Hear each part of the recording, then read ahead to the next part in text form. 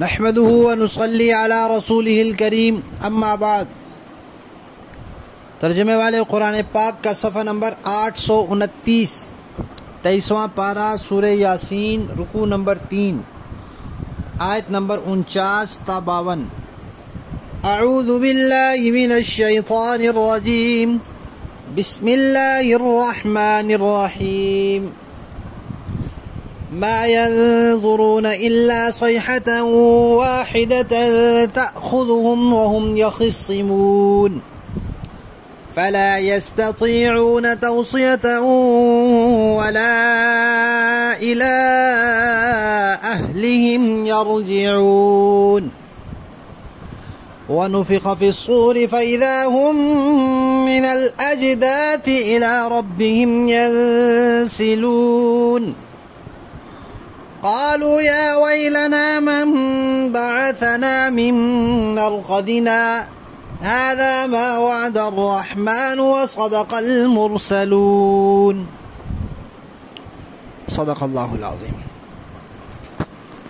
پچھلی آیات میں اللہ تعالیٰ نے اس بات کا تذکرہ فرمایا تھا کہ لوگ عذاب کی خبریں سنتے ہیں، کبھی زلزلہ، کبھی قحط، کبھی سیلاب، کبھی مہنگائی، لیکن ایک کان سے سن کر دوسرے کان سے نکال دیتے ہیں۔ اب اس کی دو مثالیں پھر اللہ تعالیٰ نے پیش کی۔ ایک یہ کہ کسی جگہ کچھ ایسی ہنگامی صورتحال ہوتی ہے تو ایمان والے کافروں کو کہتے ہیں کہ تم خرچ کرو، تو وہ کہتے ہیں اگر اللہ نے ان کو کھلانا ہوتا تو اللہ کھلا دیتا، جن کو اللہ نے بھوکا رکھا ہے ہم ان کو کیوں کھلائیں؟ تو اللہ تعالیٰ نے پھر ان کی اس بات کی تردید فرمائی تھی۔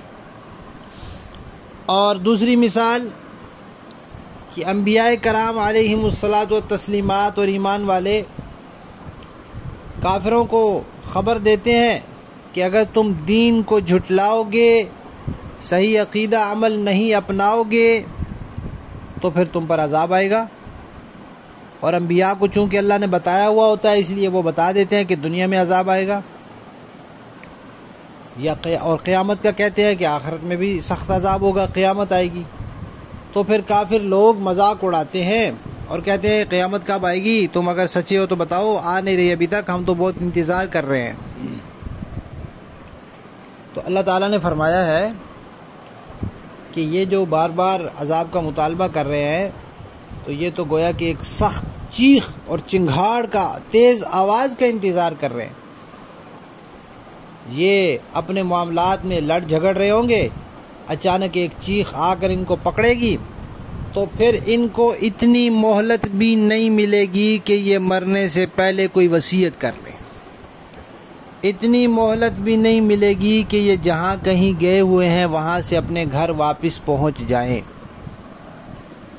دنیا میں اگر عذاب آئے چیخ کا تو وہ بھی ایسا، اور قیامت جب آئے گی، پہلی مرتبہ سور پھونکا جائے گا تو اس وقت بھی لوگ اپنے دنیا کے کام دھندوں میں لگے ہوئے ہوں گے۔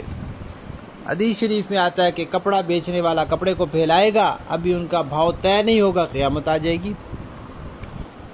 ایک آدمی دودھ دو کر گھر لے جا رہا ہوگا، ابھی گھر میں داخل نہیں ہوگا، قیامت آ جائے گی۔ لقمہ اٹھا کر منہ میں ڈالے گا، ابھی وہ نگل نہیں سکے گا، قیامت آ جائے گی، اتنی اچانک آئے گی۔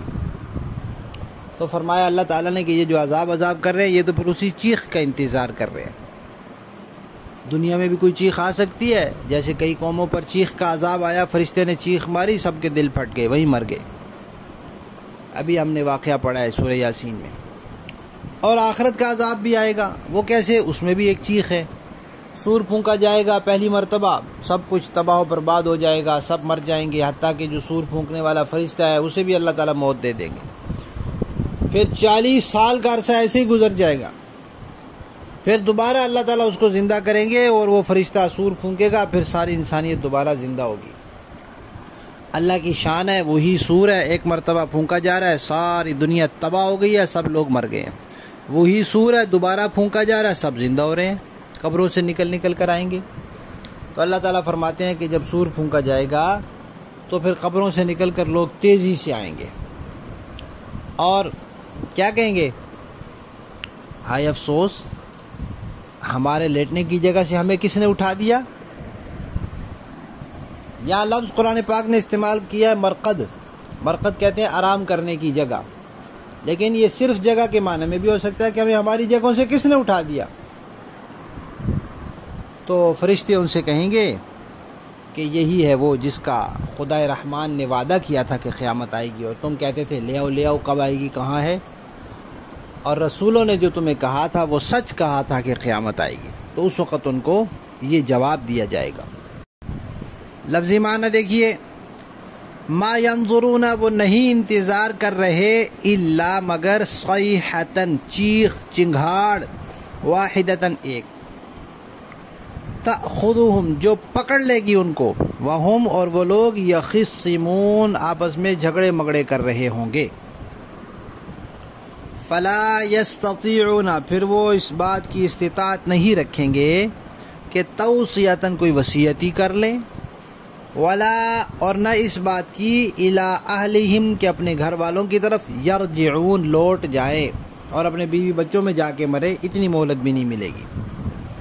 وَنُفِخَ، اور پھونکا جائے گا، فی الصور، سور میں، فَإِذَا هُمْ، تو اچانک وہ لوگ، من الاجداث، اپنی قبروں سے، الی ربہم، اپنے رب کی طرف، ینسلون، تیزی سے چلنے لگیں گے.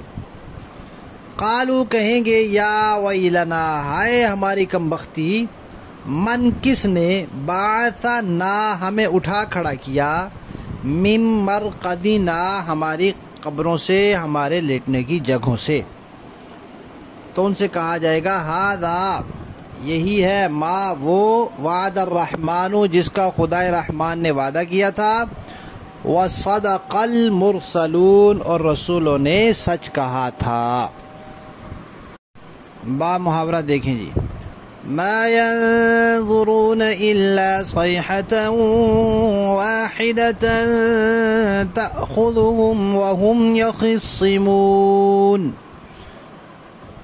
دراصل یہ لوگ بس ایک چنگھاڑ کا انتظار کر رہے ہیں جو ان کی حجت بازی کے عین درمیان انہیں آ پکڑے گی.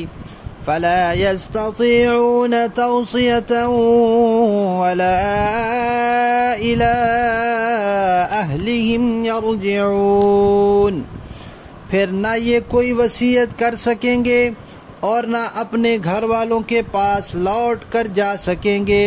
وَنُفِخَ فِي الصُّورِ فَإِذَا هُمْ مِنَ الْأَجْدَاثِ إِلَى رَبِّهِمْ يَنْسِلُونَ، اور سور پھونکا جائے گا تو یکایک یہ اپنی قبروں سے نکل کر اپنے پروردگار کی طرف تیزی سے روانہ ہو جائیں گے.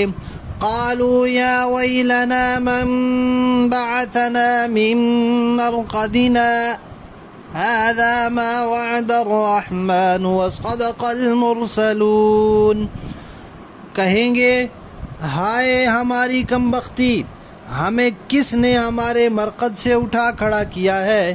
انہیں جواب ملے گا کہ یہ وہی چیز ہے جس کا خدا رحمان نے وعدہ کیا تھا اور پیغمبروں نے سچی بات کہی تھی. صدق اللہ العظیم. آج کے سبق میں ان آیات میں ہمارے لیے قابل نصیحت بات یہ ہے کہ جب اللہ اور اس کا رسول کسی چیز کی اطلاع دے دیں تو پھر ہمیں اس کا یقین کرنا چاہیے، عقیدے کے اعتبار سے بھی، عمل کے اعتبار سے بھی، اور اپنے آپ کو اس کی تیاری میں لگانا چاہیے. یہ رویہ نہیں ہونا چاہیے کہ ایک کان سے سن لیا اور دوسرے کان سے نکال دیا.